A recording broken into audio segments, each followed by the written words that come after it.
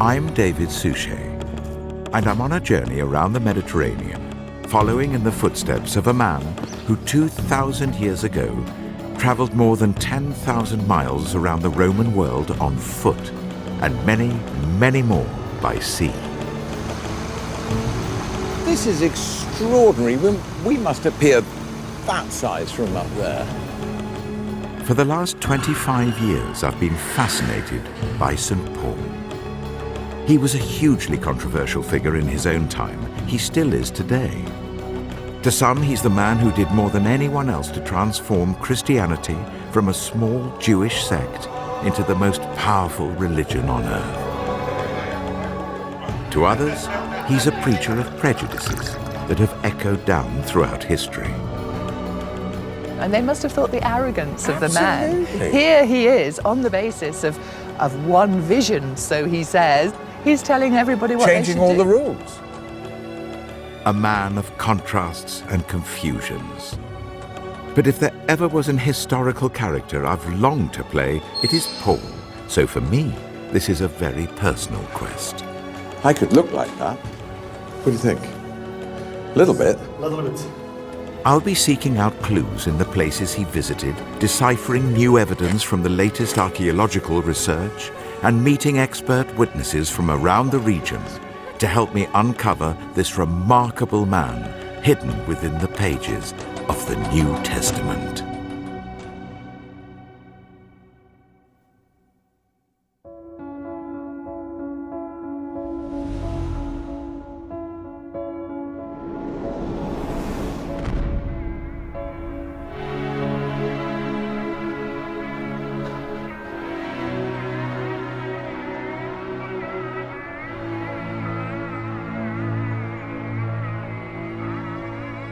Every year, millions of visitors from all over the world make pilgrimages here to the Church of the Holy Sepulchre in Jerusalem, to what they believe is the site of the crucifixion and resurrection of Jesus.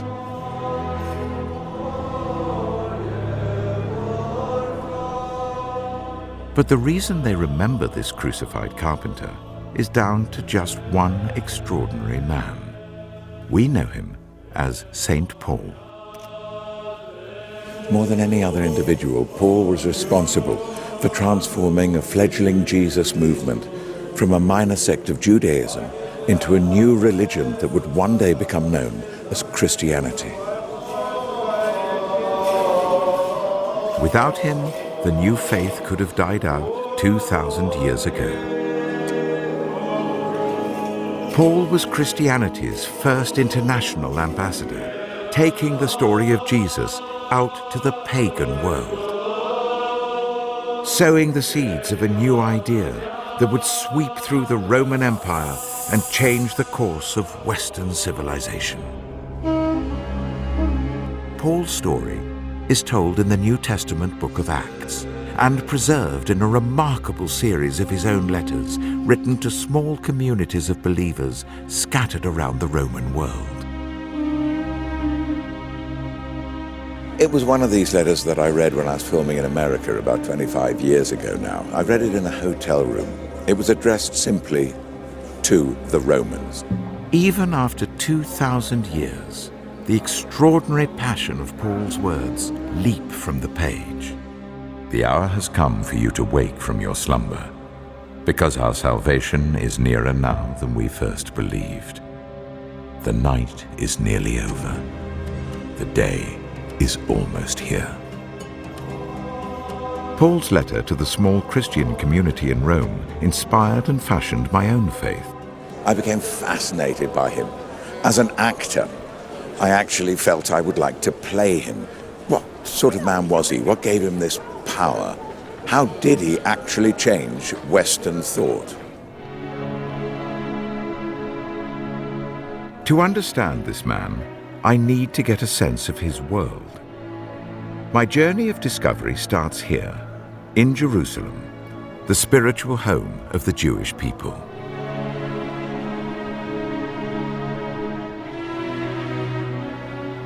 It's so good to be up here and to look down on this extraordinary city. Today, Jerusalem is home to 3 of the world's major religions. For Jews, Christians, and Muslims, it's one of the most holy places on earth. I don't think you can ever forget when you're up here that this is possibly the most religious city in the world. 2 millennia ago, Judaism and the strict requirements of Jewish law dominated this city and every aspect of Paul's life. Still revered today, the Western or Wailing Wall is a remnant of the massive Jewish temple which once stood here. In Paul's day, it was the very heart and soul of the Jewish religion. But to really reach back to his time, I need to look beneath the surface of the modern city.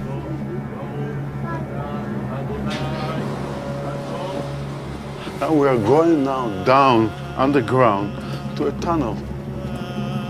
And that tunnel was built under the main street of Jerusalem. You see how deep you go down. Jerusalem is one of the world's richest archaeological sites, and recent excavations offer tantalizing glimpses of the city Paul would have known. Archaeologist Eli Shukron took me beneath the streets to a recently discovered drainage channel filled with historical clues. This is really narrow. You are in a tunnel. I'm in a tunnel, all right. Yeah, this is the experience. I'm in a 2,000-year-old tunnel. Yeah. You saw that stone? Yeah. This is the foundation of the Wailing Wall. Let's see it closely. This is the original. Original stone, original foundation of the Western Wall, the Wailing Wall. The Wailing Wall. So we're right underground. We are right underground on the bedrock. You see, this is the bedrock, and this is the first stone of the Western Wall. How old? 2,000 years. 2,000 years. Yes. It is mind-boggling, actually, absolutely. Look at the size of them. What am I going to do now? Am I going to dig? Yes, of course. We're going to dig. We're going to dig in our excavation. I'm going to uncover a bit of the Western Wall for the first time in 2,000 years. Wow. And then what you need to do, just to take the dirt here, between the stone of the Western Wall, okay? And here we have a piece of pottery. Oh? Piece of jar, the rim of the jar. 2,000 years old. There's dirt on it. And this is the rim. You can see the rim of the jar. There it is, look. And I'm uncovering the Western Wall now. Now I've got the Western Wall for the first time. Yes. You never know. You never know with every move that I make with this what will be uncovered. I'd like to spend a longer time here. Change of career, perhaps? You love your job now, David. I love my job. Scraping away at the foundations of the Western Wall had literally put me in touch with Paul's time. But darker clues to Paul's world had survived in these tunnels. Jerusalem may have been Jewish, but it was also occupied by a brutal foreign invader. Eli's just told me this stone is the main street. Above us. Above us. This is the main street. So that's the main street, and we're in the main drain. The tunnel had been built to drain rainwater from Temple Mount, the site of the Jewish temple. But it was to become a secret escape route for rebel Jews. In the year 6 AD, around the time of Paul's birth, Jerusalem fell under direct rule of the Roman Empire. The Jews never accepted Roman occupation. Their very presence defiled the holy city, but any protest was mercilessly put down. The Roman army maintained its iron grip on Jerusalem throughout Paul's life.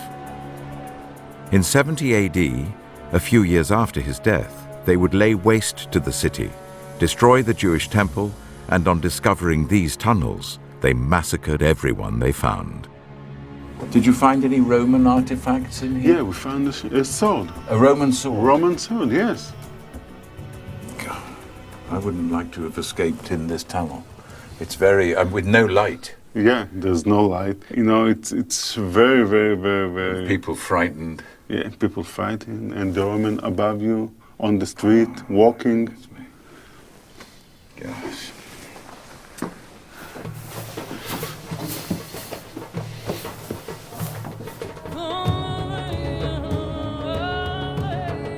Paul spent his whole life under the dark shadow of Roman rule. I was keen to discover how that influenced the man and his beliefs. Since antiquity, Jews have sought to be buried here on the Mount of Olives, where they believe their long-awaited Messiah, God's chosen leader, will first appear to usher in the end of days. A new era, free of war and strife. By being buried here, they hope to be among the first to be resurrected from the dead. It was a good place to meet Jewish historian Danny Schwartz. But on the side, members of the family added the names of the members of the family who were killed in Auschwitz. Oh, my goodness. Including the son of the person who is buried here, and the grandson, and the wife of the grandson. Jews like Paul believed themselves to be a chosen people, their history and destiny controlled by God. But now Rome, not God, appeared to be in charge. For many, the end of days, when God would send his Messiah to liberate them, could not come soon enough. Did they ever think that it might be the beginning of the end times? They probably did. The Roman occupation pushed people into something of an apocalyptic mood, that the time is going to have to come very soon. Very soon. When this is going to work out. God can't sit back idly and let everything like this be trampled. Jerusalem was in political and religious turmoil. How should Jews respond to the Roman occupation? Competing groups fought for control of Jewish hearts and minds. Some preached armed resistance, others that only God could decide when Roman rule should end. Paul, at that time still known by his Jewish name, Saul, chose to join the Pharisees, a strictly Jewish sect who believed that the end of days could be brought forward in time by rigid observance of the Jewish law. Paul was Jewish, but we're told also that he held Roman citizenship and that he'd spent his childhood not in Jerusalem, but in Tarsus, that's in modern-day Turkey. Could a confused sense of belonging help explain Paul's personality? One of the world's leading authorities on Paul is Father Jerome Murphy O'Connor. He had a surprising theory about how Paul came by his Roman citizenship and how it had affected him. He was, I believe, the son of slaves. I think he became a Roman citizen when his parents were set free. No one kept a slave into his 40s. It was non-productive economically. And the children of slaves of a Roman citizen automatically became a Roman citizen on being set free. The Book of Acts claims Paul left Tarsus for Jerusalem. Paul came to Jerusalem, I believe, about the age of 20. He was a Jew looking for his roots. When he came to Jerusalem and became a Pharisee, the law became the focal point of his life. Perhaps becoming a Pharisee answered some need in Paul to belong, and he threw himself into a zealous defense of the Jewish law.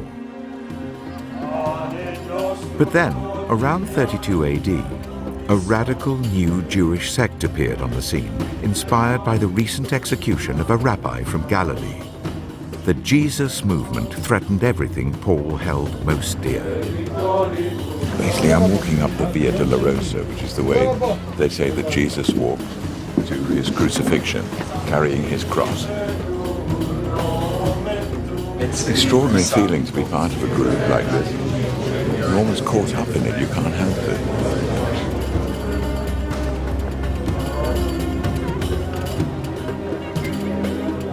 Today, Christianity is the world's largest religion. It's easy to forget that 2,000 years ago it was just a minor sect of Judaism. The Jesus movement could easily have withered and died with the death of its leader. But soon after the crucifixion, Jesus' followers became convinced that God had raised him from the dead, that he was the Jewish Messiah. And that claim sparked a violent response from Paul and his fellow Pharisees. What was the trouble? What was going on with this sect that would have made Paul so angry? So Paul is, at that stage, showing his zeal for the law, that these misguided Christians believed that Jesus was the Messiah. But if Jesus was the Messiah, then the law had no longer had any place. And the law was what made Paul's life at that stage as a Pharisee. And I think that's why he persecuted Christians. They wanted it to have it both ways, to be Christians and practicing Jews. Paul said, no, it's either or. Observance of the law was everything to Paul. How dare these Jewish heretics claim that Jesus was the long-awaited Messiah? If so, then a new age had begun, and the law was no longer important. In Paul's eyes, they should be wiped from the face of the earth. For you have heard of my previous way of life in Judaism, how intensely I persecuted the Church of God and tried to destroy it. I was extremely zealous for the traditions of my fathers. According to the book of Acts, Paul focused his anger on one of the leading lights of the Jesus movement, a young man called Stephen, who had been successfully convincing Jews like Paul to convert. Stephen was dragged outside the city gates and viciously stoned to death. We're told Paul stood watching, apparently minding the coats of the executioners. In those cases where you hear of people being stoned in Jewish antiquity, I think generally it's a mob action. And why stoning? Stoning is a kind of popular thing to do. Anybody can do it. You don't need special equipment. You mean it's all around you, you just pick it up? You just pick them up and do that. It's the type of thing mobs can do. It must have been a pretty ugly thing then, to be stoned by mob rule. I'm sure that being stoned was a very ugly thing. It doesn't leave all that much of the body when so many stones have been thrown. So being a Pharisee, that would be a sort of normal reaction to that? It's certainly to oppose people who are preaching the abrogation of Jewish law would be normal. How far you go with that, does it take you to stoning, is another issue. Paul seemed consumed with hatred for the Jesus movement. Yet there was something about this man I just didn't understand. Love is patient. Love is kind. It does not envy, it does not boast. It is not proud, it is not rude. It is not self-seeking, it is not easily angered. It keeps no record of wrongs.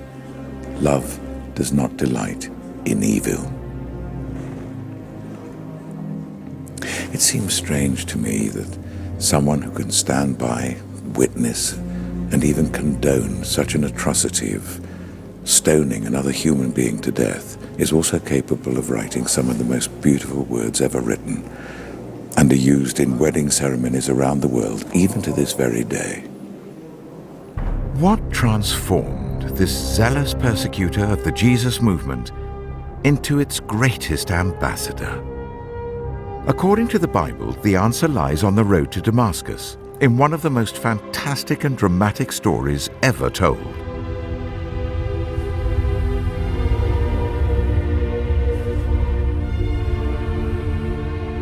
Paul is on his way to root out more followers of Jesus when suddenly his whole world is turned around.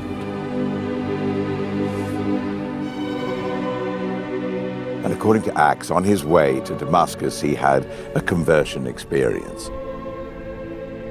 He saw a blinding light that literally blinded him physically. He heard the voice of Jesus saying, Saul, using his Jewish name, Saul, Saul, why are you persecuting me? And he was given his commission to evangelize the Gentiles. It was a changing moment in Paul's life, and we often refer to it now as the blinding light experience of conversion. But I would like to find out what really happened.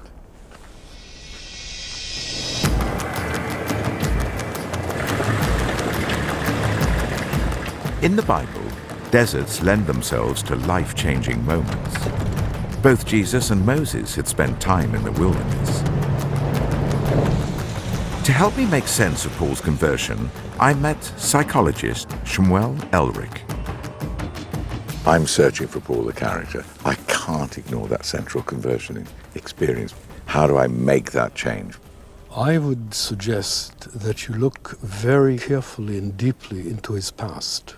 You look into what happened before, into his persecution, into his aggression, into his need to kill Christians, which I think speaks of some kind of an inner turmoil. What you see, especially in people who are struggling with their identity, and if the struggle is very deep, you see that they can sometimes turn around, almost, if you will, 180 degrees, and from what you would consider to be one identity, suddenly become the opposite of it. Right. I think this is what happened with St. Paul. He persecuted the Christians before, and then suddenly he shifted completely and became their spokesman and their guardian in a way, their promoter and their leader, really. Whatever really happened on the road to Damascus, it's clear that from that moment on, Paul's beliefs changed forever. He was now convinced he had met Jesus face to face, that God had brought him back from the dead, and that therefore he must be the Messiah, and that the end of days was coming very, very soon.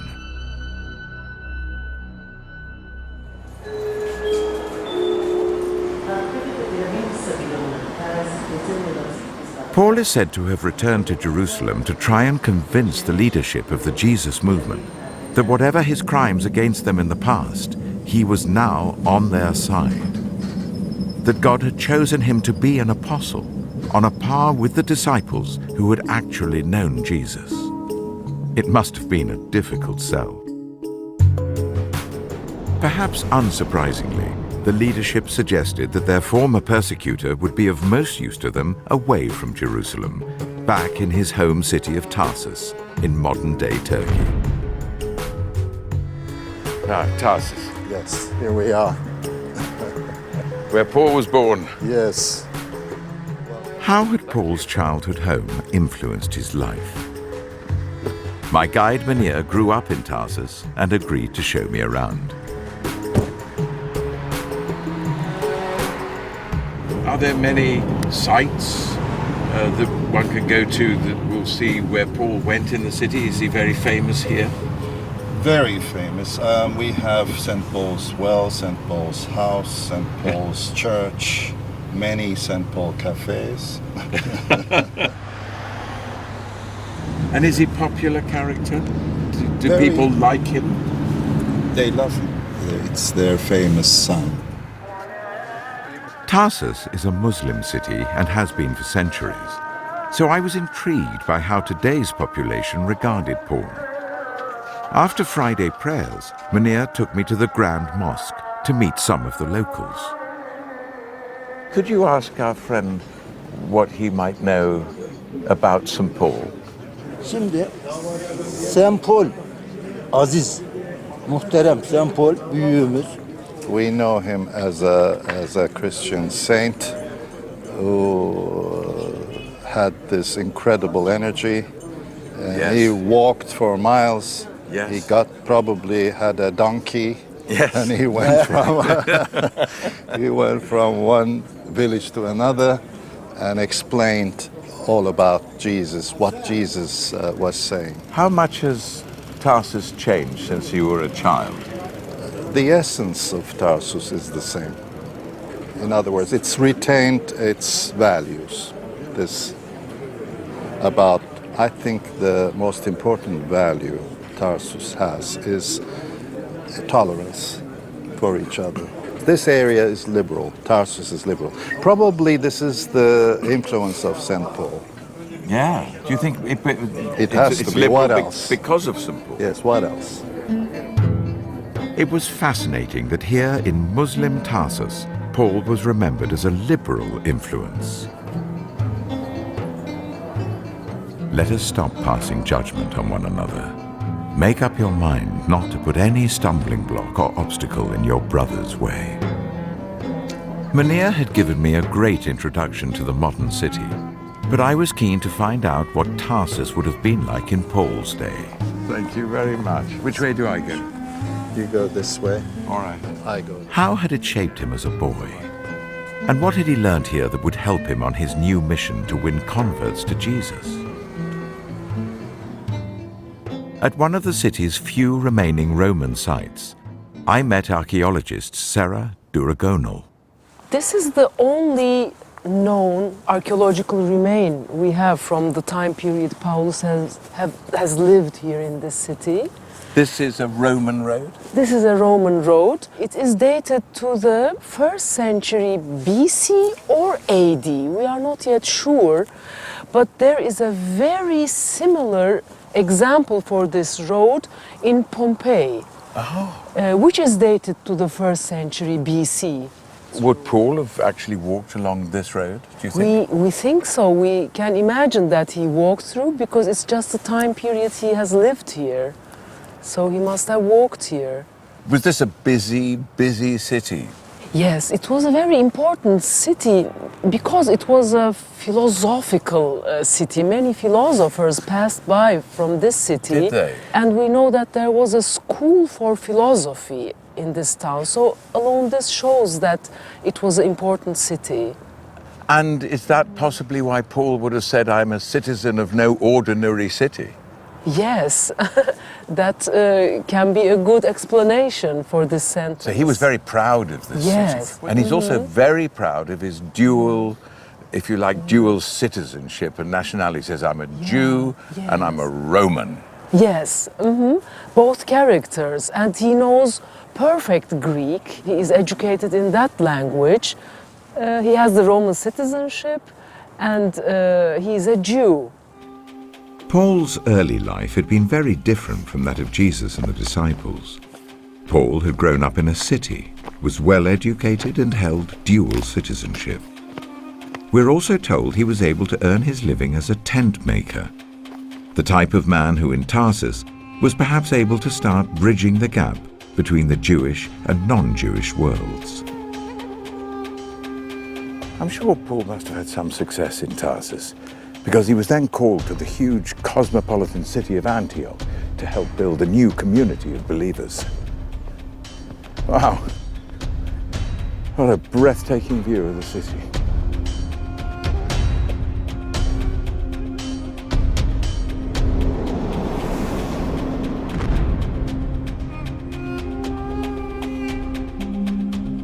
Today, the biblical city of Antioch is known as Antakya.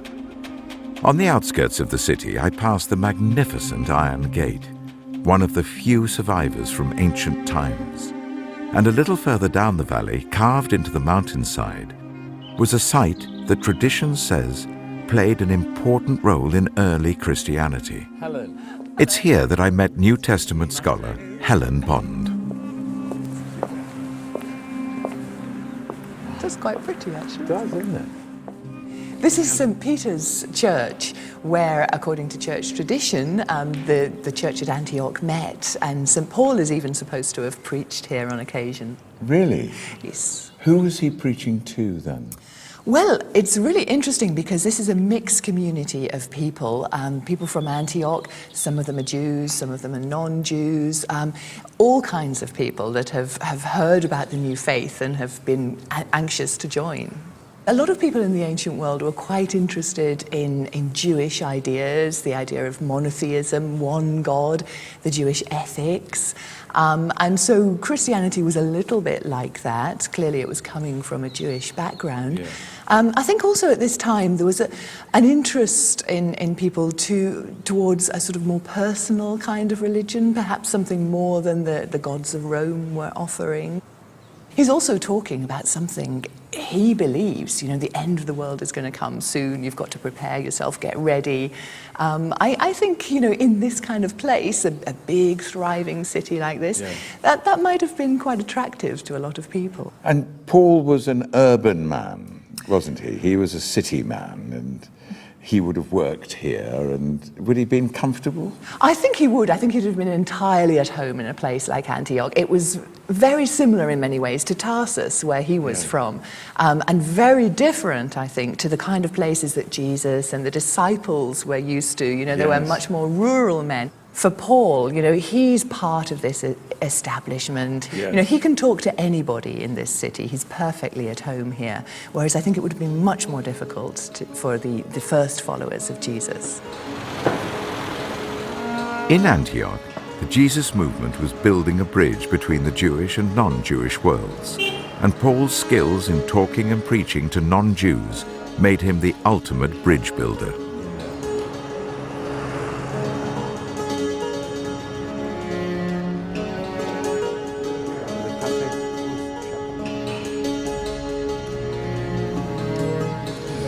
Coming into a cafe like this, into a sort of social situation, Paul would have been very used to doing this sort of thing, sitting amongst men while they were playing games.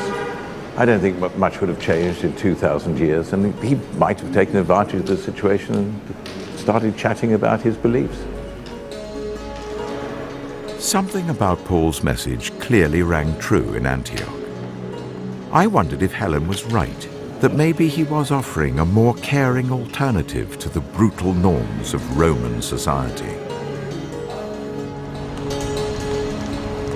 Do not repay anyone evil for evil. Be careful to do what is right in the eyes of everyone. If it is possible, as far as it depends on you, live at peace with everyone. It was in Antioch that the followers of Jesus were first called Christians, but their numbers were small, too small for a dedicated church. Paul is said to have preached instead in private homes. It was a tactic that was to serve him well. Holding meetings in a house not only afforded a venue, but also gave him access to a wider network of family and friends who could help spread the word. When the Roman Catholics came here, they took their lead from Paul. Father Dominic. Oh, you're welcome. Hello. You can see where is today the Catholic Church. It is not a church in that time, it was a private house. But we know that the first Christians, they have the meeting in private houses, they called house church. So, after 2,000 years, we are in the same situation. So you have a house church? We have a house church. Is that why there's not an official big Catholic church? No, it was a private house that we have managed to use as a church. Living and working closely with these non-Jewish communities, Paul came to understand that some requirements of the new faith could be a barrier to conversion. He adapted his message. But back in Jerusalem, that was seen as a threat to the purity of Judaism. High above the city, in the 6th century ruins of St. Simeon's Monastery, I met Helen again. So what was Paul teaching that was so new? Paul was saying to the Gentiles that you can become part of the Jesus movement without first becoming a Jew. So you didn't have to be circumcised, you didn't have to keep the Jewish law. All you need to be part of the Jesus movement is to believe in what God has done through Jesus, the cross and resurrection. That's the central thing, and faith in that is going to save you. Nothing else really matters. And that was really radical, because this is the first time really that Gentiles have been coming into the movement without first becoming Jews. In Jerusalem, converts to the new religion were already Jewish. They kept Jewish law, and the males had been circumcised. In Antioch, Paul was converting Gentiles who liked the idea of worshipping the Jewish God, but weren't willing to undergo a rigorous conversion to Judaism. For Paul, though, he gradually sees that if it doesn't matter anymore for your salvation that you have to keep the law, then why do you have to become a Jew? You know, you can become a follower of Christ and stay a Gentile. Being very radical then. Extremely radical, and also in the face of people who'd known Jesus. Yes. I mean, I think that's the amazing thing about him. And they must have thought the arrogance of the man. Absolutely. Here he is, on the basis of one vision, so he says, on Yes. the road to Damascus. Behaving- And he's telling everybody what they should Changing all do. the rules.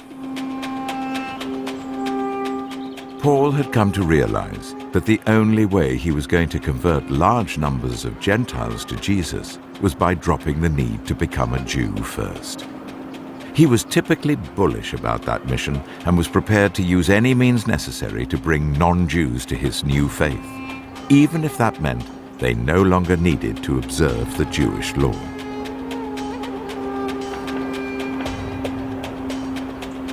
To those not having the law, I became like one not having the law. I have become all things to all men, so that by all possible means I might save some. Paul had now set himself on a collision course with the leadership of the Jesus movement in Jerusalem. They summoned Paul back to Jerusalem to account for his methods in converting the Gentiles. Now, Paul was certainly heading for trouble, but it wouldn't be for the first time, or indeed the last.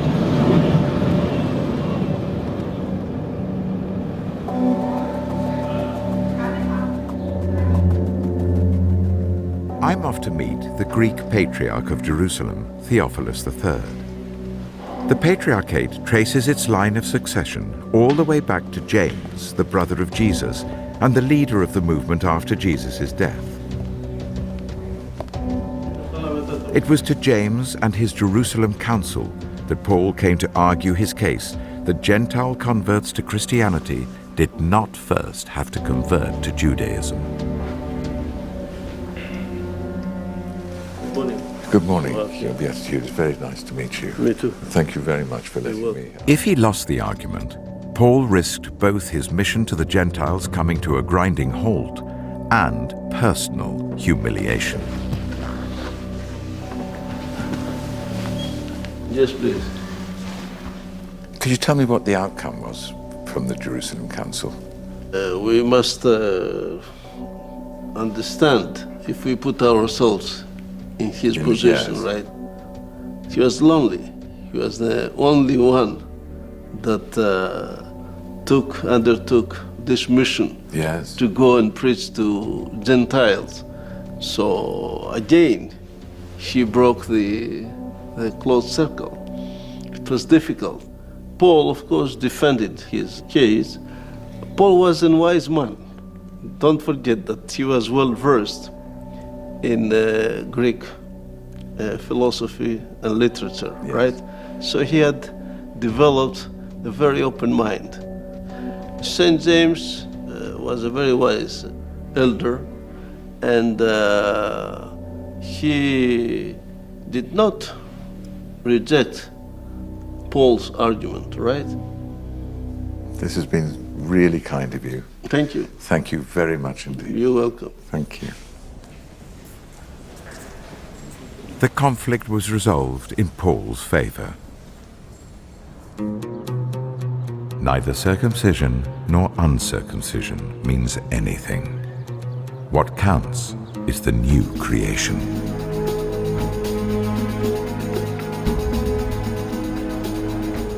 Paul had won the day. He was now free to convert Gentiles directly to the Jesus movement without first taking them into Judaism. It was to be a key moment in the evolution of Christianity, which was now well on the way to becoming a new religion separate from Judaism. The whole Gentile world now lay before Paul. It was time to hit the road. By the middle of the 1st century AD, a grid of good paved roads and clear shipping lanes crisscrossed the Roman Empire. Travelers like Paul could now cover enormous distances swiftly and in greater safety than ever before. It's been calculated that during his journeys, Paul covered more than 10,000 miles on foot. See, I had to find the walk for Poirot, but once that was found, it helped me with the character so much. And now this is helping me understand Paul, how he walked, where he walked, the sort of road he would have travelled on and the speed he would have walked. It tells me a lot about that man. I think he was a speedy man, very speedy.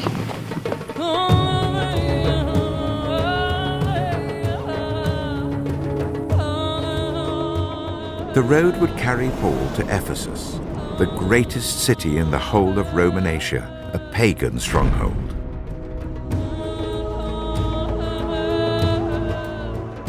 The city was absolutely devoted to the fertility goddess Artemis. Her cult drew worshippers from across the ancient world, and Ephesus had grown rich on the tourist trade. Paul's message that there was only one true god and it wasn't Artemis was bound to cause trouble. At the ancient entrance to the city, I met archaeologist Julian Bennett.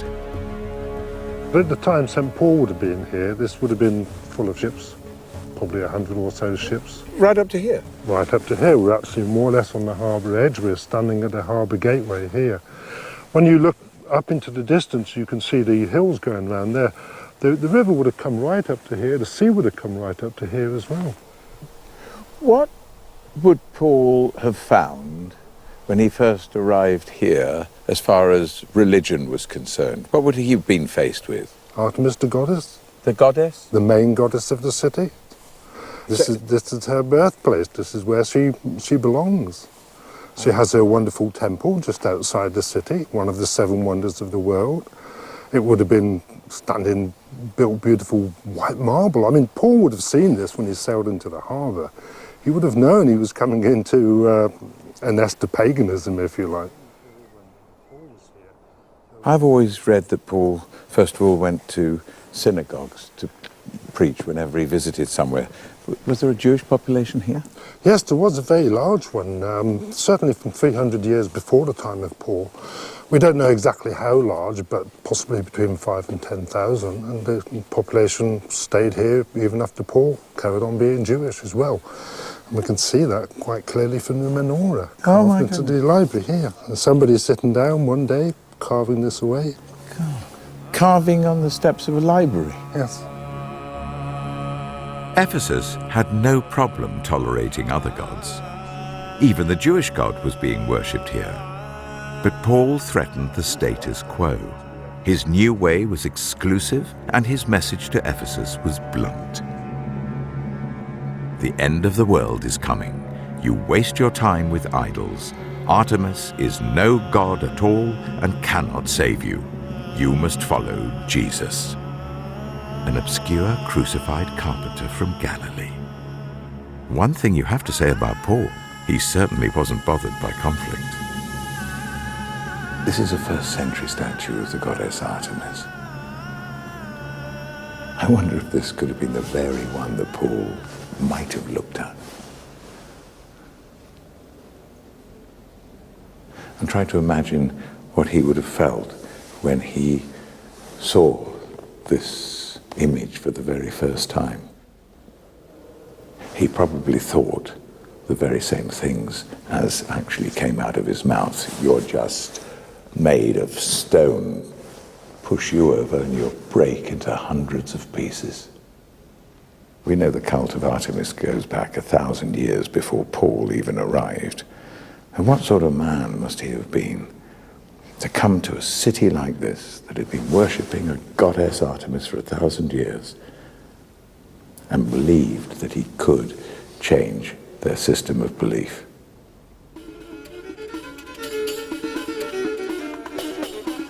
But Paul wasn't only taking on a long-established religion, he was also threatening the very economy of Ephesus.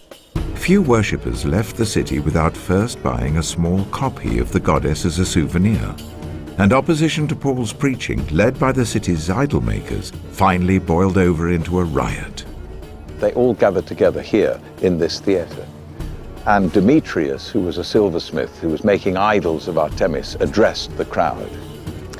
Men, you know we receive a good income from this business, and you see and hear how this fellow Paul has convinced and led astray large numbers of people here in Ephesus and in practically the whole province of Asia.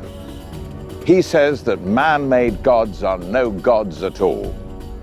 There is danger that not only our trade will lose its good name, but also that the temple of the great goddess Artemis will be discredited, and the goddess herself, who is worshipped throughout the province of Asia and the world, will be robbed of her divine majesty.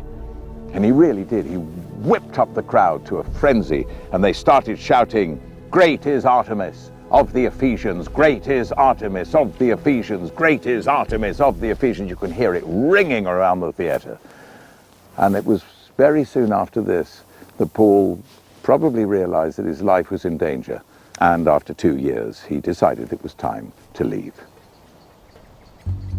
Paul had been forced to leave the city, but it appears his work here was not in vain.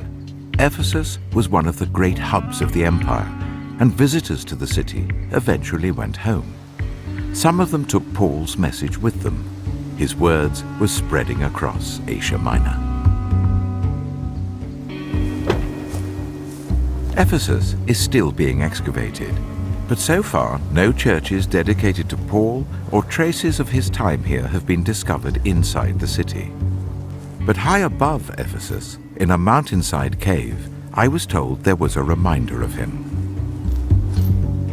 I'm here on a hillside above Ephesus, and my guide Serkan is going to show me a cave that's associated with St. Paul. I'm looking forward to this very much indeed.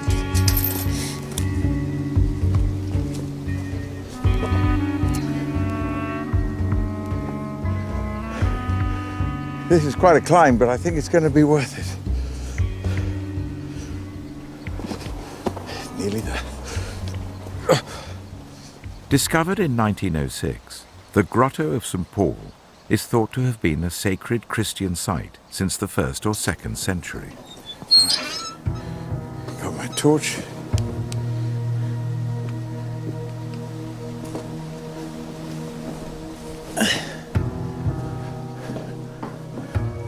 Ha! Look there. But there he is, my goodness. I've been hearing about him and talking about him so much, and that's extraordinary to see. It's a bit scary, actually, isn't it? Because if I grew a beard, that wouldn't be too dissimilar to me. A little bit. A little bit. Wouldn't take too much, though, would it? Let's go down there. What's down here? Oh, there's some more. There's some more frescoes. Oh, goodness. These look like saints. And there's a lot of them. There's 1, 2, 3, 4, 5, 6. The grotto was decorated with frescoes and inscriptions over the course of many centuries. The portrait of Paul was added in the 6th century, along with that of St. Thecla, famous locally as a female follower of Paul. Yeah, he does look like me, doesn't he? That's really weird. Anyway, bye-bye. Thank you. You're welcome.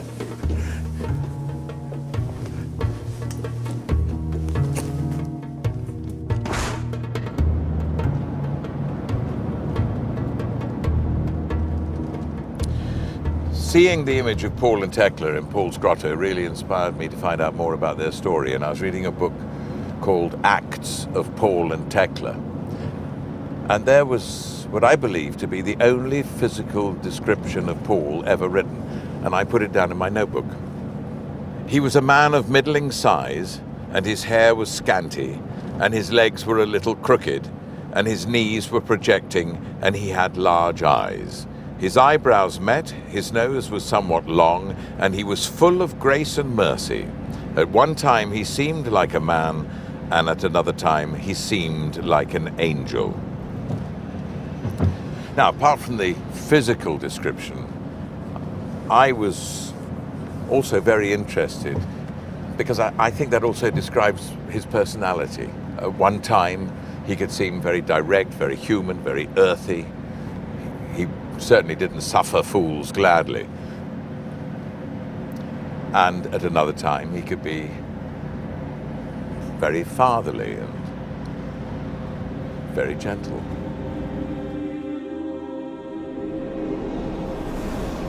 Paul's journeys through Asia Minor helped lay the foundations of the faith that would one day become Christianity.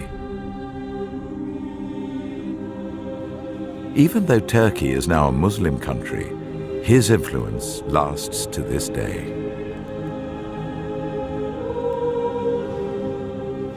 Something I've got no doubt about at all is that he was a man of total extremes. There was no grey area about Paul. It was either black or white. Whatever happened to him on the road to Damascus was extreme, and it changed his worldview forever.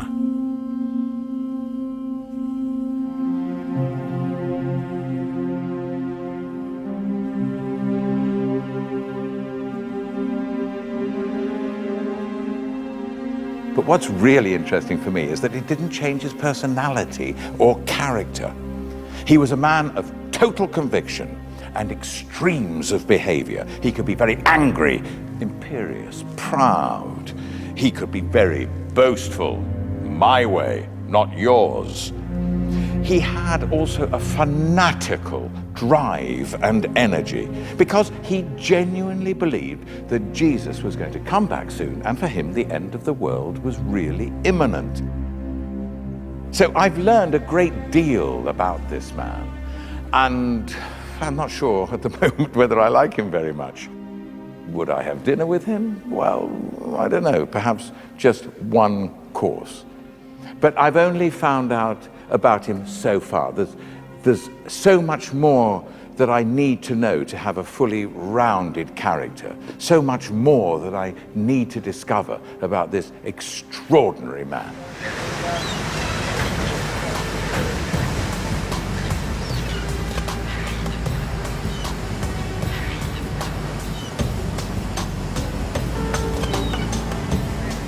After 10 years or so of travel through what is now modern-day Turkey, Paul managed to set up small Christian communities in the major cities of Rome's Eastern Empire.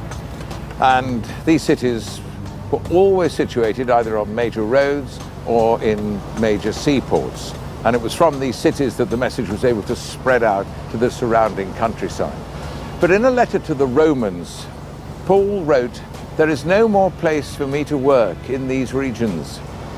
And so in a sense, I suppose, Paul's work in Asia Minor was done, and so he set his sights firmly towards the West.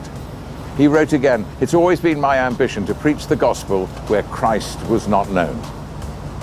And so his journey into Europe was about to begin, and this set him on a collision course with the power of Rome.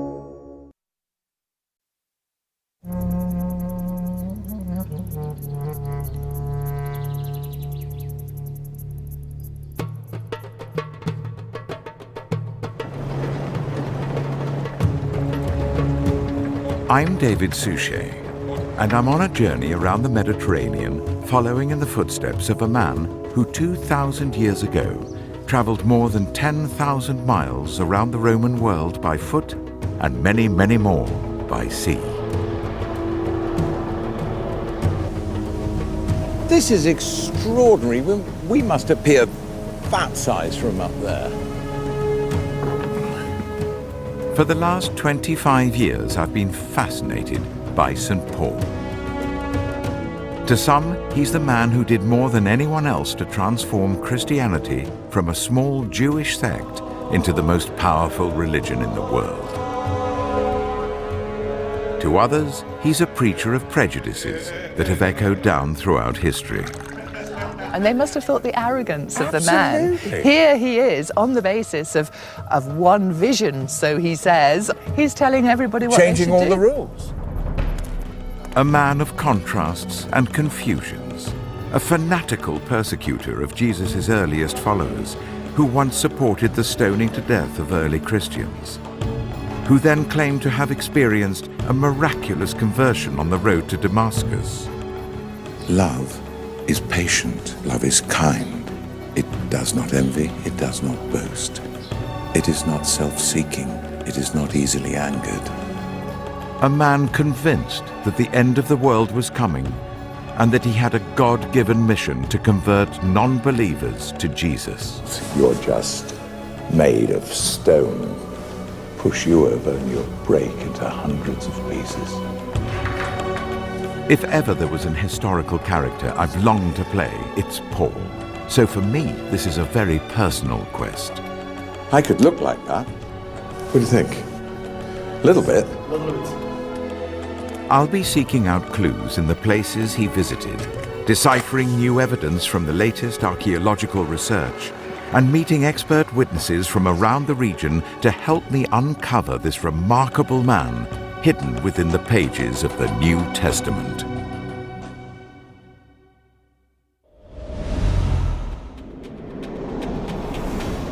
My search for Paul has led me out of the Holy Land and through Roman Asia Minor, modern-day Turkey. I've arrived just off the coast of Kavala, a major seaport in eastern Macedonia in northern Greece.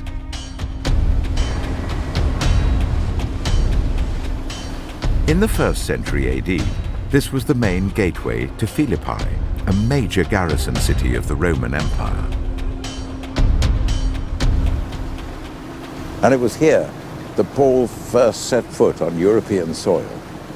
And by the time he'd reached here in around AD 50, he'd already established small communities of believers in Asia Minor. But now he'd set his sights on the west, to lands where the name of Jesus was not known. For Paul, this is a desperate race against time, to convert non-believers to Jesus before the end of the world arrives. But he's now moving closer to the heart of the Roman Empire, where Caesar himself is revered as a god.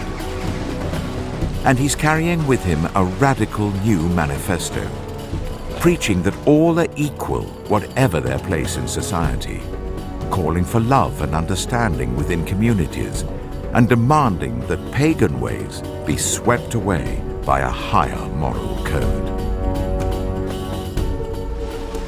Surely Paul must have realized he was putting himself in grave danger. Attacking the Roman religion was attacking the Roman state.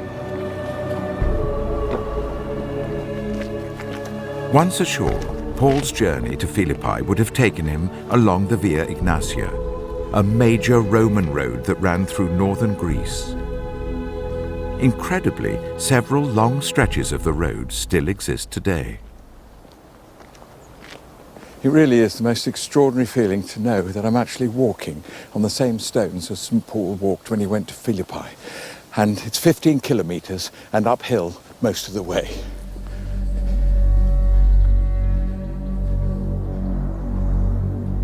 This region was one of Rome's oldest and largest provinces. The heavy presence of empire surrounded Paul as he approached Philippi. He was definitely stepping out of his comfort zone. How would he be received in a city where the worship of pagan gods was woven into the very fabric of life? Where their images adorned not just temples, but workplaces, public arenas, and even people's homes? On the outskirts of Philippi, I met one of the city's modern guardians, Alexi Labranidis. Alexi, hello. Hello. David. Welcome. How are you? Very well, thank you. So this is Philippi. This is Philippi. Let's see the city. We are entering the city from the city walls. They were combined with the theater. What was it like in the first century here? Very crowdy and full of life. It was a city between 10 and 15,000 people. And imagine that we had people from everywhere, not only Romans. Yeah. What was the religion here? It was a mixture. Everybody was believing his own faith. Traces of pagan gods from all over the ancient world, from Greece, Babylon, and Egypt, had been found in Philippi. Alexei was keen to take me in search of new discoveries carved into the cliffs high above the city's amphitheater. See what I can find. You go that way. Yeah, you can. And I'll go up there.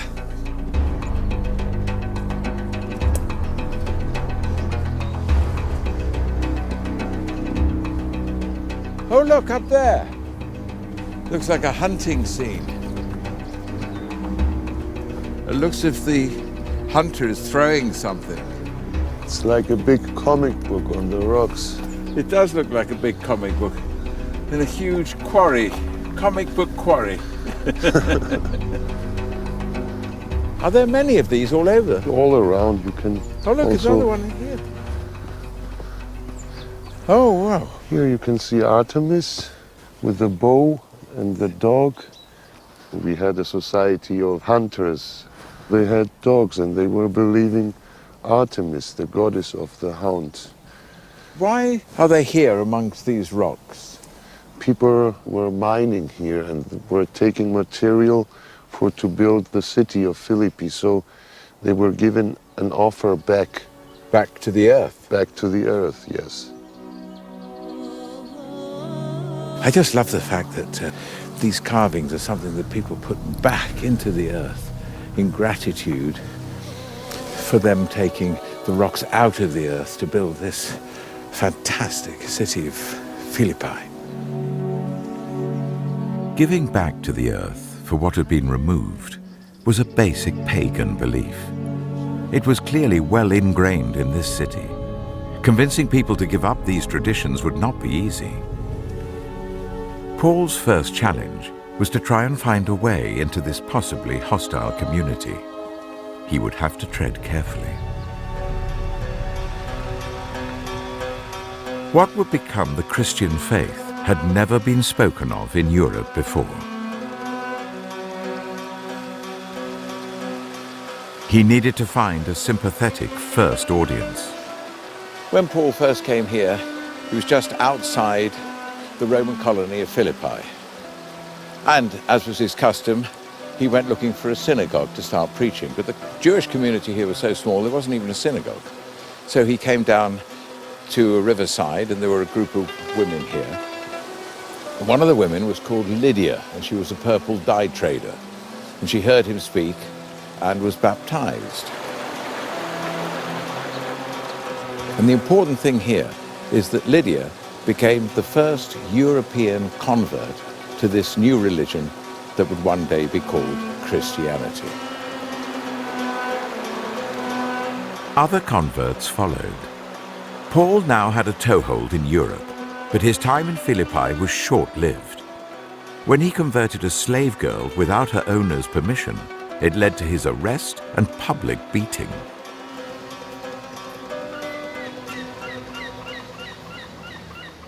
Philippi was a start, but it was time to move on. Along the Via Egnatia to Thessalonica, 150 kilometers and a 4-day walk away.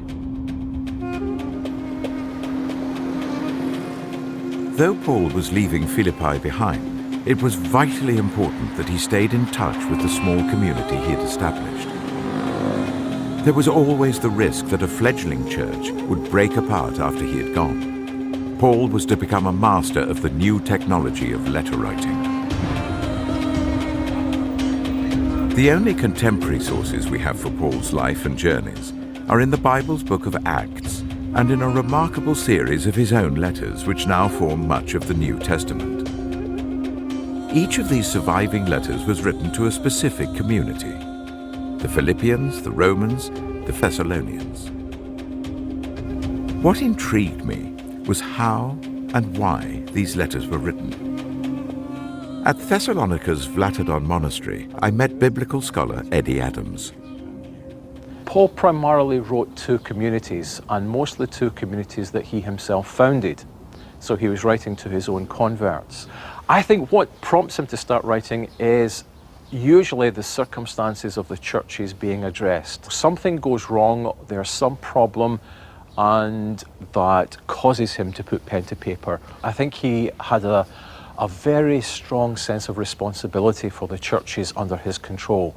And I think his activity was absolutely frenetic. If he's not writing letters, he's going to new places to found congregations.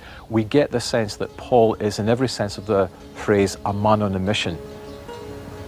Something to remember about the letters, which might interest you as an actor, David, is that they were written and they were designed to be read out loud in congregations and in community context.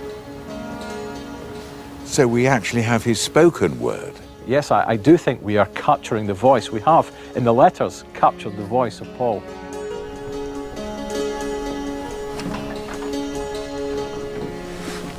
Inside the monastery, one of the monks had a surprise for us. Hello. Welcome. So, where are we? What is... So, this is the oldest part of Vlatadon Monastery, where the tradition says that here preached for the first time St. Paul to the people of Thessalonica. Wow. He actually preached here? Right in this This is the place. spot. This spot? That's amazing. This mosaic is from 7th century. After that, in 14th century, they built the rest of the church. Doesn't that put shivers up your back? This chapel was erected. Yes. Because Paul actually spoke here. Yes. I mean, that is quite extraordinary. It gives you a kind of material connection. Didn't expect that. No, that was an unexpected pleasure. So how did he actually write his letters then? He's usually not the person who picks up the stylus and actually writes. Usually his letters are dictated. That seems to be his standard procedure for composing a letter. Paul's letters were written to specific churches, but crucially, they were also copied and shared between communities, carrying his message and voice around the Roman world. So, would you put this down for me? Yes, of course. There is neither Jew nor Gentile.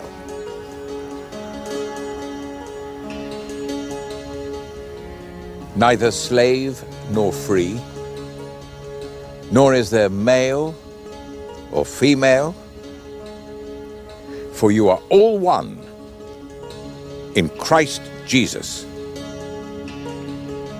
Can you read that back to me now in Greek? Yes. Ουκ ένι Ιουδαίος ουδέ Έλλην, ουκ ένι δούλος ουδέ ελεύθερος. Ουκ ένι άνσερ και φίλοι πάντας και γάρι μην εισήστε εν Χριστώ Ιησού. And that actually is a quote from one of Paul's letters. And that is how he actually wrote them.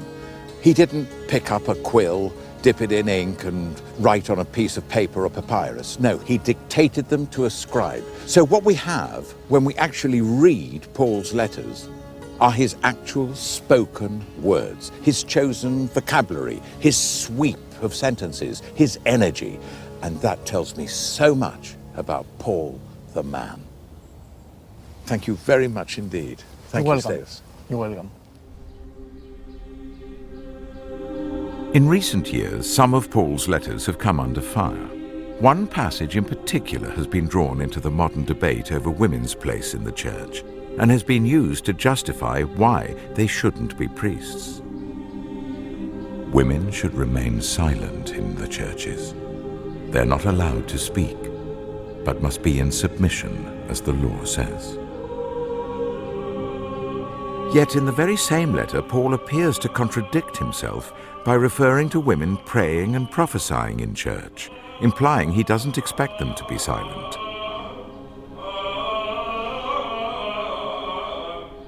Remember, Paul's first convert in Europe had been a woman. In another letter, he mentions 26 prominent members of the community, 9 of whom are women. Women were also valuable recruits. Being in charge of the household meant they could offer a venue for meetings and access to networks of family, friends, and associates. So was Paul a misogynist? How should we read his letters? The next day, in Thessalonica's central market, I met New Testament scholar Ekaterini Zalampuni. Do you think Paul would have attracted women to follow him? Paul had many co-workers who were women. Well, Paul, of course, he's a man of his word. He knows very well what the place of women in this society is. He, of course, takes into consideration these ideas, but I think he's a little bit progressive. He treats them somehow as equals. I really find that so fascinating. So is what you're actually saying is that the seeds of women's liberation today could have been sown in Paul's own theology? Yes, because for Paul, always we must connect his thought, his theological ideas with his expectation of this end of the world. He's quite sure that the end is imminent. Yes. So he thinks and sees everything through this perspective. And when you see things this way, so you can see that men and women can only be equal. There is neither male nor female. So, yes. No, it's brilliant. I've never read it that way before. Thank you. Ekaterini's point was simple. Paul was a man of his time with the attitudes of his time. But he also believed the end of the world was coming soon. He didn't differentiate between men and women. His goal was to save as many people as possible, and no one should be lost. In Thessalonica, though, Paul's drive for new converts provoked an angry mob. Some in the city took his claims that Jesus was a king and that there was only one God as a direct challenge to the authority of Caesar.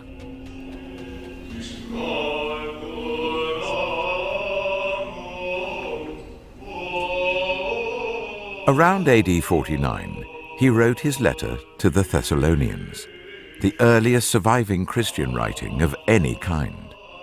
In it, it's clear that he'd left behind a small but thriving community. The legacy continues to this day.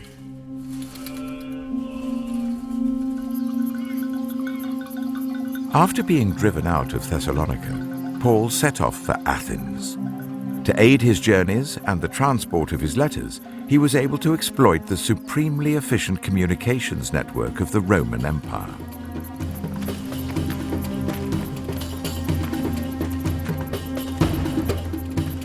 I suppose roads like these would have been called the superhighways of the ancient world.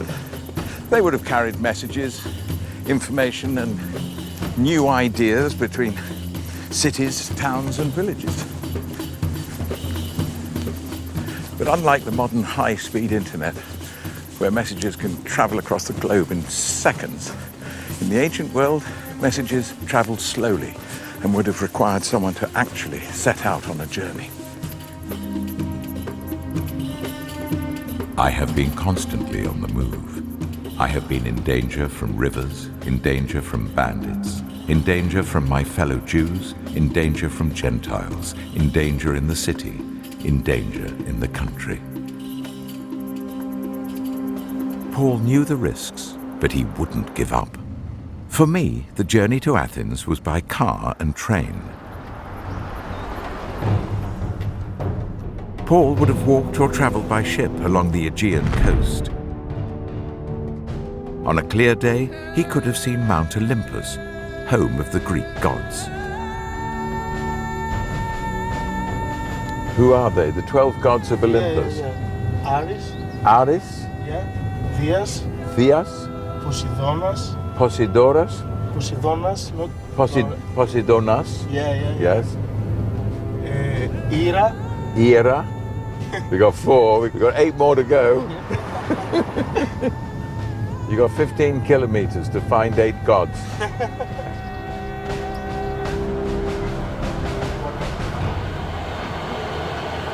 I'm getting quite excited now because there are one or two characteristics of Paul that are rising to the surface that are really changing my preconceptions about him. For example, I've been told by now so many people that Paul appears to be pro-women, whereas before I thought he was completely anti-women, almost a misogynist. Another thing is his persistence. He goes into these pagan cultures and everything seems to start off quite well and then it goes totally pear-shaped, and this repeats itself over and over again, apart from perhaps from Thessaloniki, which seems to have had some success. And now I'm off to Athens, the center of philosophy and learning. I wonder how he fared there.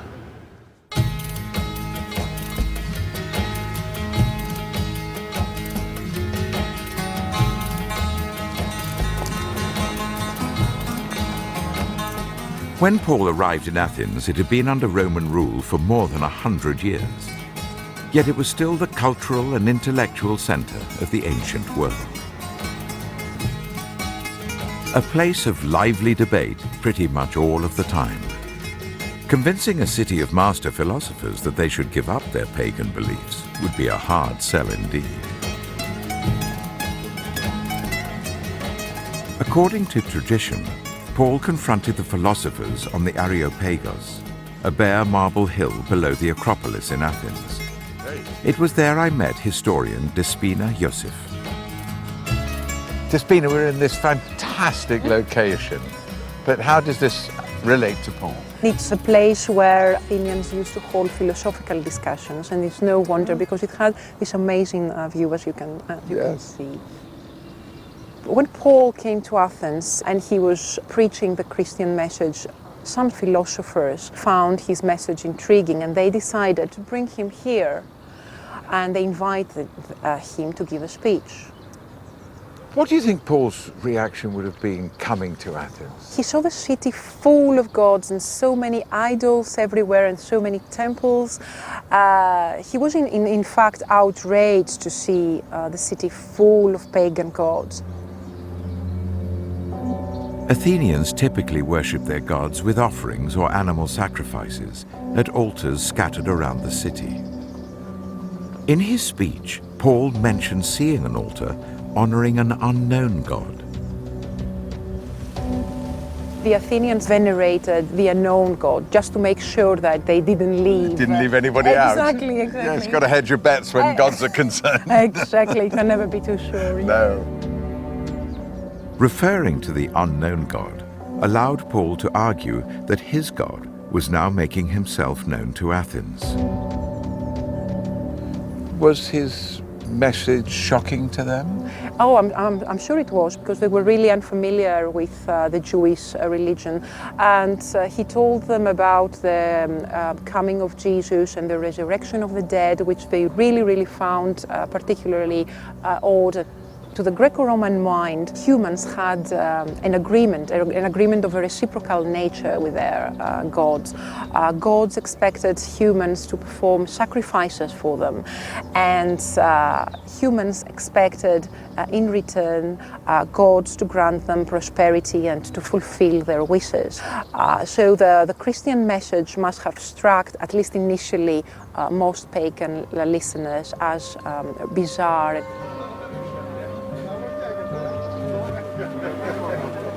I wonder what it must have been like for Paul in Athens, convinced that he, among all others, was the only one who knew that the world was about to end. Did he ever have doubts? Did he ever worry how he was perceived? At the city's agora, the ancient marketplace, I met archaeologist Heinrich Hall. So if Athens was such a mega center of paganism, why would he have bothered? I think he had to come here, really. I think not coming to Athens for his mission would simply not have done, because Athens is such a significant intellectual center and a center of debate, as we said. So for someone who comes to spread a new idea, avoiding Athens would look very odd and a bit weak. So what was the reaction to Paul? It's not terribly clear, I think. If you read the account in the Acts, the reaction seems to be not disrespectful, They don't cause him trouble. They don't arrest him. There's no fighting. It also doesn't seem overly respectful. They don't mass convert or anything like that. Paul faced an uphill challenge to convince Athenians of his message. Philosophical debate was woven through the very fabric of the city. I'd even heard about the ancient Greek tradition of symposiums, basically a drinking party with added philosophy. Symposiums caused Paul considerable problems. Taking bread and wine in imitation of Jesus' Last Supper was an important part of early Christian worship. But from his letters, it's clear that some of Paul's Greek converts didn't understand the difference between the Christian celebration and the festivals of eating and drinking that they'd become used to at symposiums. Your meetings do more harm than good. It is not the Lord's Supper you eat, for when you are eating, some of you go ahead with your own private suppers. As a result, one person remains hungry and another gets drunk. Don't you have homes to eat and drink in?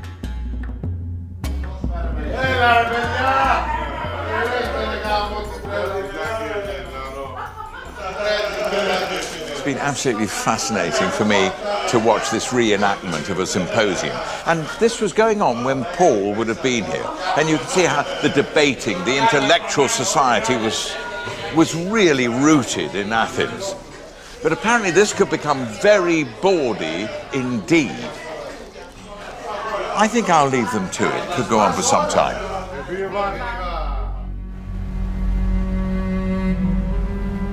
Paul had little success with the Athens intellectual elite. He needed a city with a more receptive audience, somewhere it would be easier to convince people of the value of his arguments.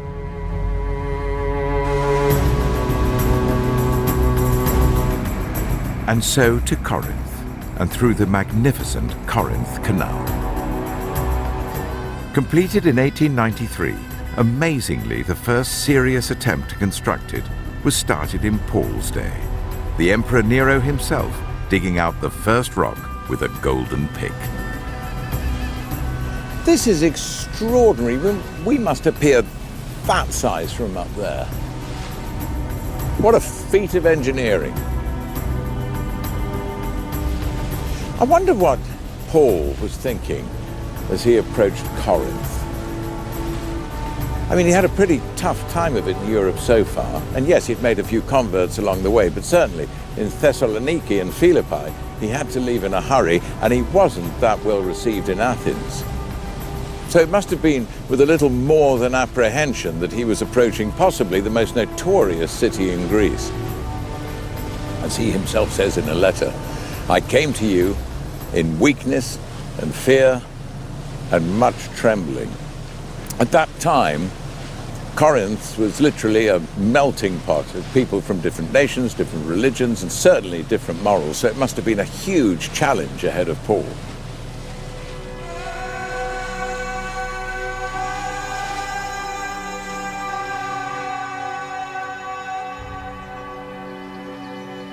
When Paul first arrived in Corinth around AD 50, this was a young and dynamic city with attitudes to match. Unlike Athens, it had been rebuilt as a Roman colony less than 100 years earlier. Free of religious and intellectual traditions, Paul had more room to operate. According to Acts, he set up shop and started earning a living as a tent maker. Archaeologist Guy Sanders, excavation director here for the last 15 years, agreed to show me around. Guy, this looks like a major street or road. What's around it? It's the major road of the city. It's the Cardo Maximus. It's the main north-south drag in the city of Corinth. So where we're walking now, Paul would have walked? Many times, I would have thought, yes. And would he have had a shop here in these colonnades? I think this was a high rent for Paul. It's more like Harrods than the kind of place that you would find a tent maker's shop. Yeah. He would have been a few streets over, I think. Why would Paul have come here then? What was special about Corinth? Well, it was one of the biggest cities in the empire. It had fantastic harbour facilities on both coasts. So there would have been hundreds of thousands of people living in the region and engaged in international trade. Yes. So people may have come from as far away as Britain and Egypt and the Black Sea. Britain here? I think highly likely you had people from the northwest of Europe as well as from the farthest flung parts of the empire. And by coming here, Paul had a captive audience, and when they left again, they would be perhaps taking his message far further than he could carry it. Did he have a strategy, do you think, in coming here? Or? He stayed in Corinth for about 18 months, which I think suggests that he did have a strategy, and he'd invested a lot of money and effort in trying to establish his church in Corinth. He had to support himself somehow, and he was a tent maker, as you said. And the kind of society that he moved in was probably the lower, the poorer echelons of society. We're talking about 8 in 10 people would have been at the poverty line. But I imagine that he had a lot of contacts with people within his peer group. There's no reason why he wouldn't be sitting outside a shop making his tents, and so that he could talk to people who are passing by on the streets. And some people he'd meet once, and many people would come back and talk again.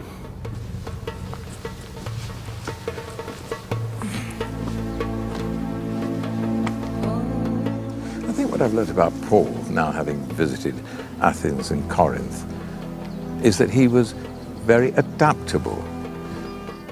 He was also a man who knew when he was wanted and when he wasn't.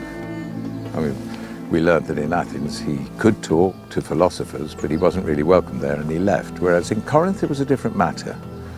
He seemed to get on more with the common people. This was a port, a great port city. People would come in from all over the world and go out to other parts of the world. He must have felt happier here because he stayed here for 18 months, longer than, well, anywhere else he stayed. So that in his own words, I've become all things to all people, so that by all possible means, I might save some.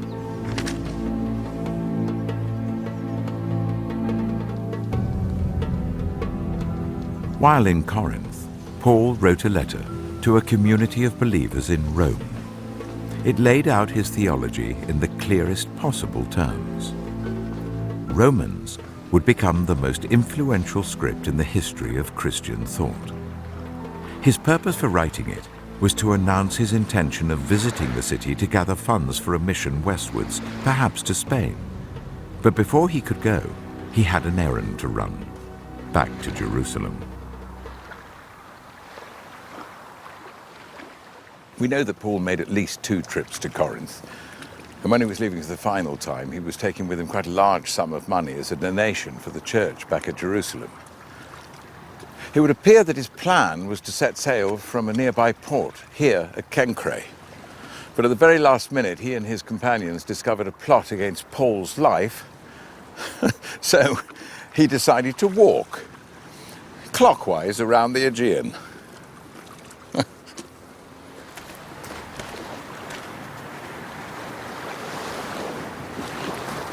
I think this is clockwise. Returning to Jerusalem proved to be a fateful decision. Trouble was brewing. Many Jews believed Paul's methods in converting pagans were anti-Jewish and were baying for blood.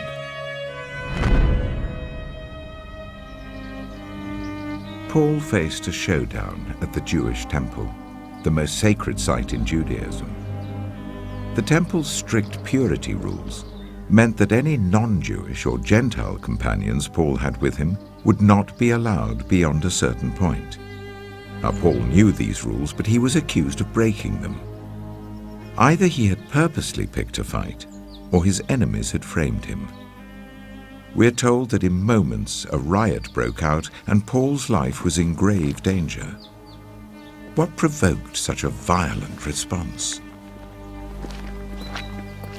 The temple, Paul knew, was destroyed by the Romans in AD 70, around 10 years after his visit. In the 7th century, the Dome of the Rock, one of the most sacred places in Islam, was built on the site. Gershon Solomon, founder of the Temple Faithful movement, is leading a highly controversial campaign to rebuild a third Jewish temple in its place. He fervently believes a biblical temple should once again be at the center of Jewish life, and he would reinstate the ancient traditions.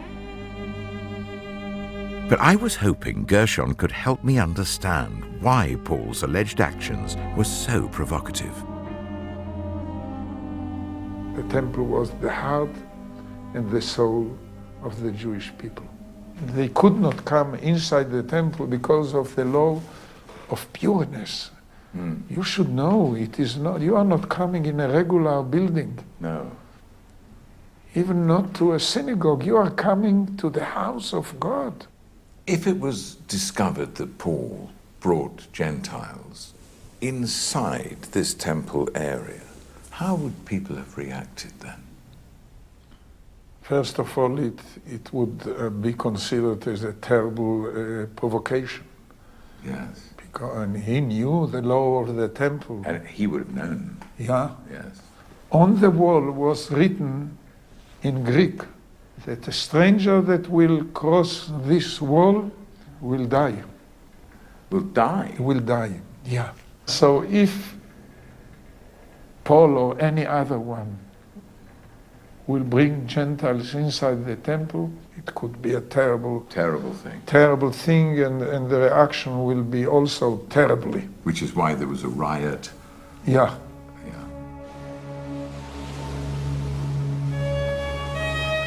In the end, only the intervention of the nearby Roman garrison saved Paul's life.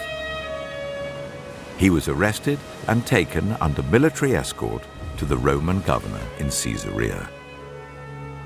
Paul's mission had come to a grinding halt.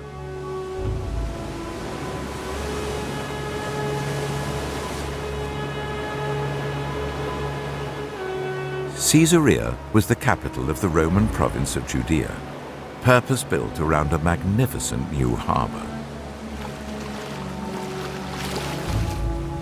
Roman historian Gil Gambash took me into the water to see its remains.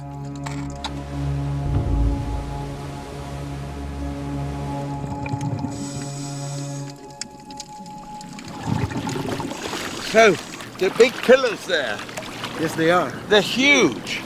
We could actually touch them. It comes all the way up to the surface. Yes. The columns themselves couldn't be earlier than Herodian, right? So we're talking about late 1st century BCE. Nearly 2,000 years. That's right, even more than that. 2,000 years. Paul spent 2 years under arrest in Caesarea. Back on dry land, Gil showed me where it's thought he may have spent much of that time. Caesarea would be very much like the mirror of Rome.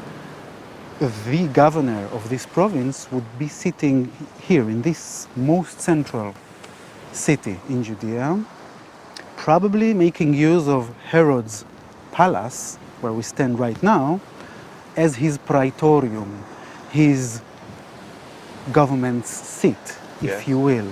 So where we're standing now, the Praetorium, did you say? The Praetorium. Would Paul have been imprisoned or put under house arrest here where we are now? It's very hard to tell, but there is a likelihood that, yes, this is the seat of the governor. But we have to imagine some sort of being held under the custody of the governor, not because he's guilty of something, but because there are charges standing open against him, and also, perhaps even more so, because he is a destabilizing element in the province. Yes. And I think that would have been a strong enough motivation for the governor to keep him close by.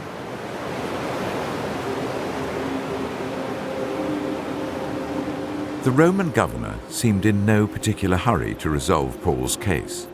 But after 2 years, that governor was replaced. The new man was minded to send Paul back to Jerusalem. It would have meant certain death. Paul demanded his right as a Roman citizen to be tried in Rome. As he languished in prison, Paul seems to have begun reflecting. Ever since his conversion, he had been preaching that the end of days was coming soon. Our salvation is nearer now than we first believed. The day of the Lord will come like a thief in the night. The trumpet will sound, the dead will be raised imperishable, and we will be changed. But the years had passed, and the world had not ended. Paul began to suspect that he himself might die before Jesus returned.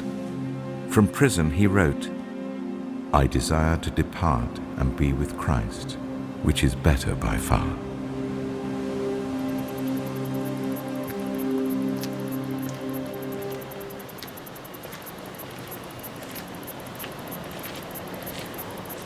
It's very moving for me to think that it's here in Caesarea that Paul would have spent his last 2 years in the Holy Land, but he spent it under guard, fighting for his innocence and having to appeal to Caesar and go to Rome. And I wonder when he left here what he would have thought. Maybe he thought this was his last view of the Holy Land, and that's given me pause for reflection. Many of Paul's ideas on how converts should live their lives challenged the social and political structures of the Roman state. If the world had ended as he predicted, none of this would have mattered. But as time went on and communities grew larger, it was inevitable that Paul's subversive message would be noticed. The world was changing, and these early Christians now risked the wrath of Rome. The very place where Paul was now heading.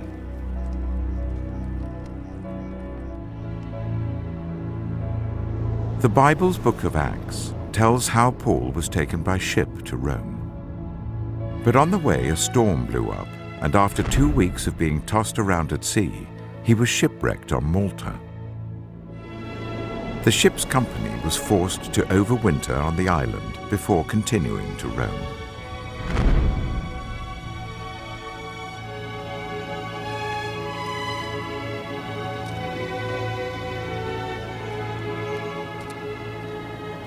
Paul finally arrived in Italy around AD 60.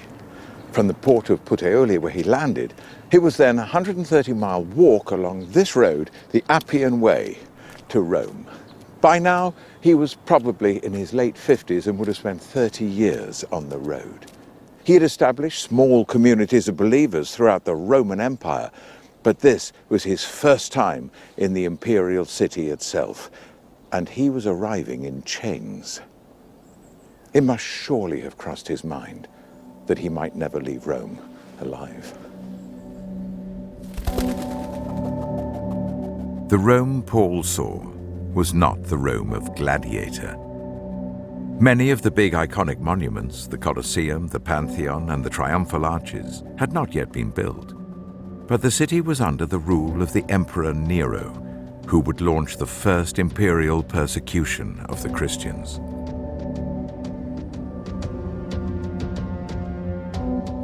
Back on the Appian Way, I met archaeologist Valerie Higgins. Very, very nice to meet you. Paul coming to Rome, he would have come into a pagan society. How did the pagans regard Christians? Christians were quite threatening because, of course, the pagan religion was not a religion in the sense that we know religion, in that it was not divorced from the state. And indeed, the state was intimately involved in the religion. I see. So you're really talking, if you're saying that he denies the pagan gods, it's really treason, because it's really denying the emperor and his power. It may seem to us that Christians wouldn't be that threatening. You know, No. what is it in the message that's so threatening? But it is that denial of the emperor, denial of the gods. I suppose we're so used to Christianity today, we have no idea that it could have ever been that sort of a threat at all. Well, in a way, it seems bizarre that an empire like the Roman Empire, which has all these armies and has all this power, seems to feel so threatened by a message which is actually so mild in many ways, you know, but they really genuinely did feel threatened by it. Rome was not a good place to argue that there was only one God, and that God wasn't Caesar. In his search for a fair trial, Paul had insisted on his right as a Roman citizen to be tried in Rome. It may have been a fatal mistake. After his arrival here in Rome, the story of Paul then gets a little hazy. From the book of Acts in the Bible, we know that he was allowed to stay in rented accommodation for 2 years, but a soldier was guarding him. He was, however, allowed to welcome visitors. After that, the story just simply stops. There's no record of his trial, well, let alone any results of it. So what was actually going on? Tradition claims that Paul lived in Rome's Jewish quarter. Of course, he'd supposedly come here to stand trial for violating the temple in Jerusalem. But after 2 years, maybe that offense had been forgotten. Curiously, though he was under some form of house arrest, he does seem to have been free to carry on trying to make new converts. A dangerous game under Nero.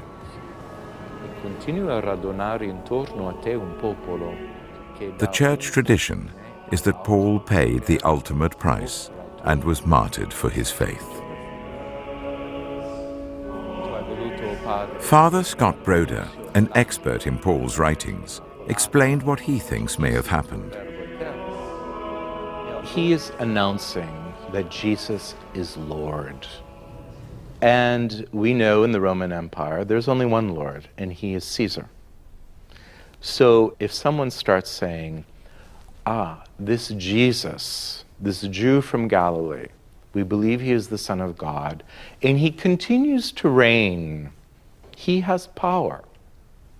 Are you implying that his power is conflicting with that of Caesar? Yes. Well. Oh, that's political. That's very political indeed. And he's brought before the authorities for this political charge. He's not going to back down. He's not going to suddenly change his tune and say, this isn't what I believe. Of course it is. And ultimately, that's what gets him killed. How was he executed? He was beheaded. He was beheaded. So, compared to crucifixion, a far more merciful way to put someone to death, a quicker way. Horrific in itself, of course, but again, compared to crucifixion, far less painful. There's something that slightly puzzles me. It's such a major event in Christianity. Why isn't it mentioned? We have to remember that the Acts of the Apostles are written by St. Luke. And St. Luke has other concerns. It is not a biography. So Luke is concerned with showing that the gospel has reached Rome and it continues to be preached. So, in a sense, what you're saying is he deliberately didn't write it because if you write the death of Paul, people could be reading that's the death of the gospel. Precisely. That's the point.